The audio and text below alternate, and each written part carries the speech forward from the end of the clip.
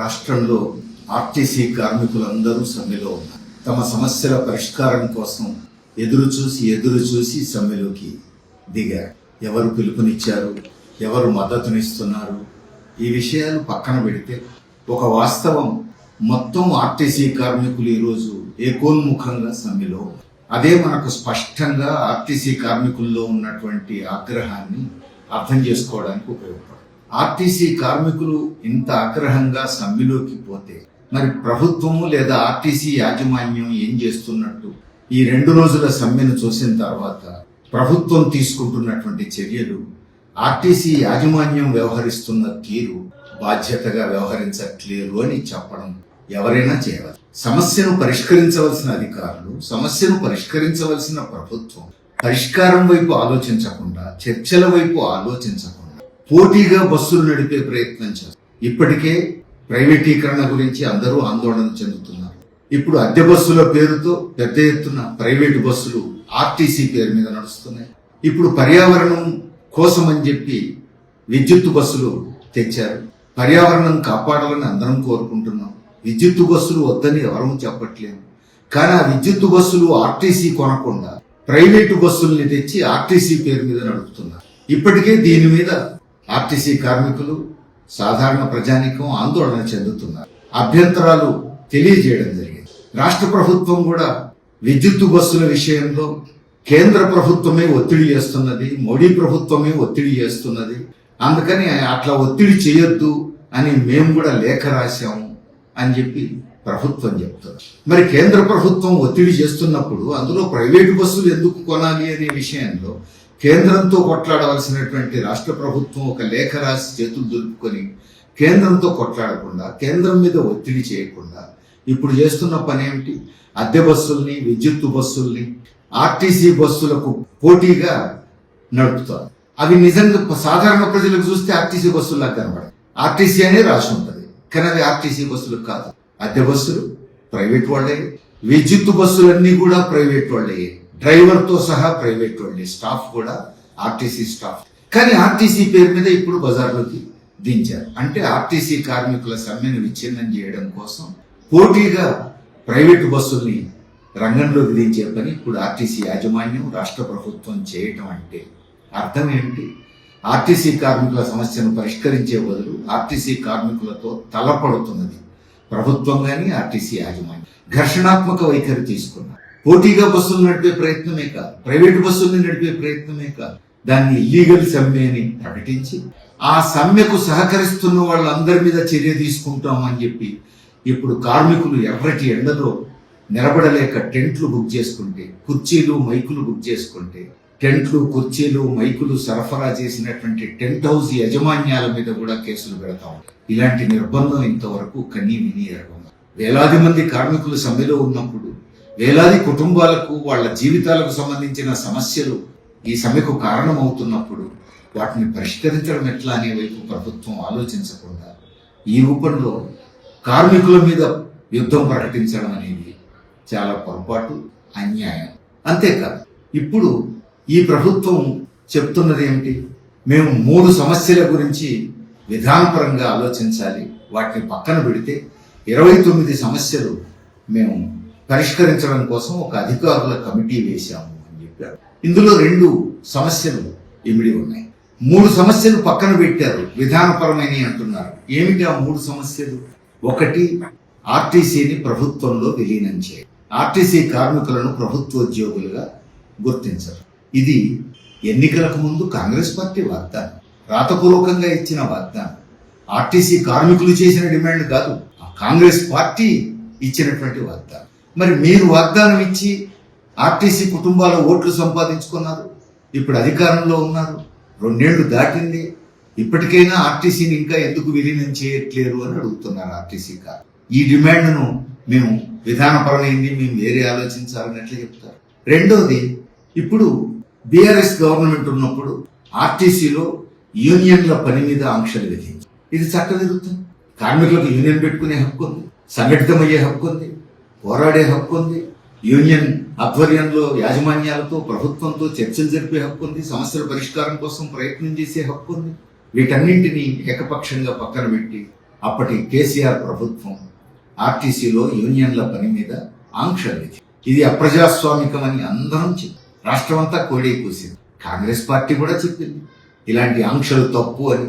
56 రోజుల ఆర్టీసీ కార్మికుల సమ్మెకు కాంగ్రెస్ పార్టీ కూడా పూర్తి మద్దతునిచ్చింది. అప్పుడు ఇప్పుడు మీరే అధికారంలోకి వచ్చారు. ఆర్టీసీలో యూనియన్ల పని మీద ఆంక్షలు ఎత్తేయాలి కదా. ఎత్తేయకుండా అది మా విధానపరమైన అంశం, మేము పరిశీలించాలి అని చెప్పేసి ఎట్లా పక్కన పెడతారు? అట్లనే విద్యుత్ బస్సులు తీసుకోండి. యూనియన్లు కూడా చెప్తున్నాయి విద్యుత్ బస్సులు తీసుకోండి, పర్యావరణాన్ని కాపాడుకుందాం. కానీ ఆ విద్యుత్ బస్సులు ఆర్టీసీ నడపాలి కదా, ఆర్టీసీ కొనుగోలు చేయాలి, ఆర్టీసీ బస్సులుగా ఉండాలి. ప్రైవేటు బస్సులను తీసుకొచ్చి ఆర్టీసీ పేరు పెట్టి ఎట్లా నడుపుతారు? ఇది కేంద్ర ప్రభుత్వం ఒత్తిడి అంటున్నారు. అప్పుడు కేంద్రంతో కొట్లాడాలి తప్ప ఆర్టీసీ కార్మికులతో కొట్లాడతారు.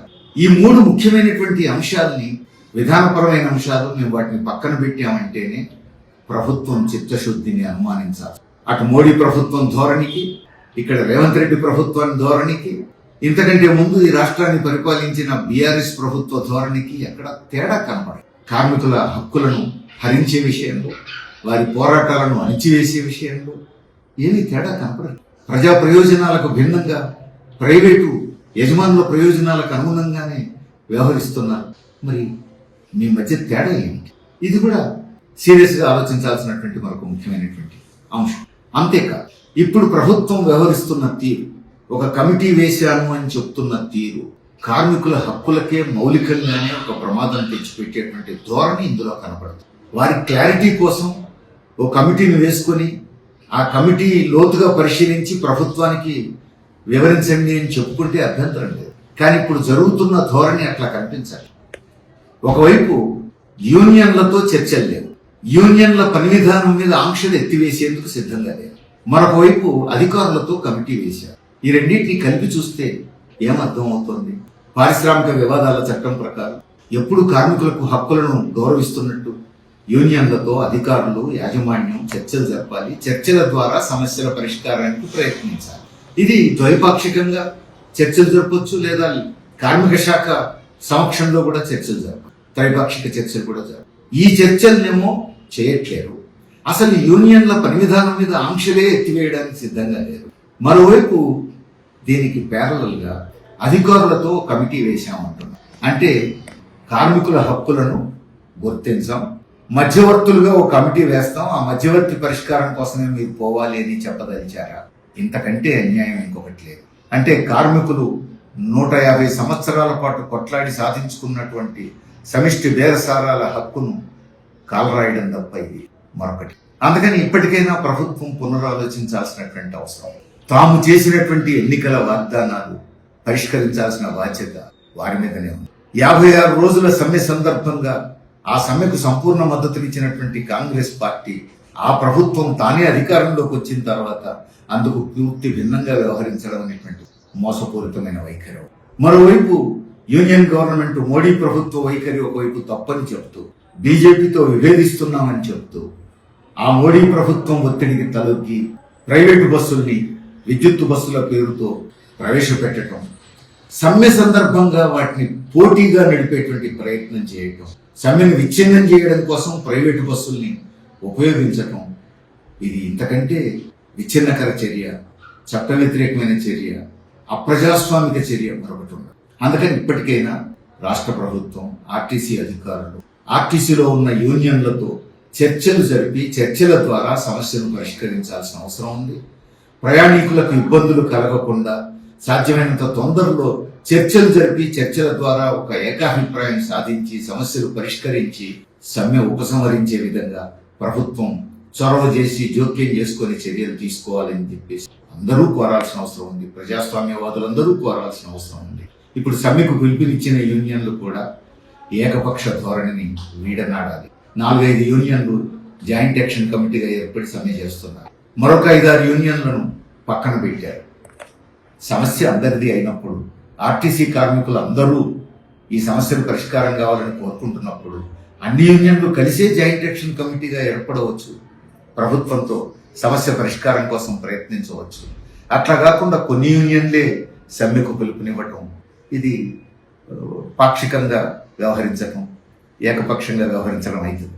అందరినీ కలుపుకుపోవడం, అందరూ కలిసి చేయడం కార్మికులకు ఉపయోగం. ఏమైనా కార్మికులందరూ సమ్మెలోకి దిగారు, మిగతా యూనియన్లు కూడా సహకరిస్తున్నాయి. మరి ఈ పరిస్థితుల్లో నిర్బంధం ప్రయోగిస్తున్న సమయంలోనైనా సమ్మెకు పిలుపునిచ్చిన యూనియన్లు మిగతా యూనియన్లన్నింటినీ పిలిచి కూర్చోవాలి, చర్చించాలి. సమస్యల పరిష్కారం కోసం ప్రభుత్వ నిర్బంధాన్ని ఎట్లా ఎదుర్కొందాం, కార్మికుల హక్కులను ఎట్లా కాపాడుకుందాం, జరిగిందేదో జరిగింది, ఇప్పుడు అందరం కలిసి నడుద్దాం అని చెప్పేసి విజ్ఞప్తి చేయాల్సిన అవసరం ఉంది. అందరి సహకారం తీసుకోవాల్సిన అవసరం ఉంది. సాధారణ ప్రజానీకం కూడా ఈ సమ్మె సందర్భంగా ప్రభుత్వం అనుసరిస్తున్నటువంటి తప్పుడు ధోరణిని ప్రశ్నించాల్సిన అవసరం, అధికారుల తప్పుడు ధోరణిని ప్రశ్నించాల్సిన అవసరం, సమస్యను సామరస్యంగా పరిష్కరించాలి అని ప్రభుత్వం మీద ఒత్తిడి చేయాల్సిన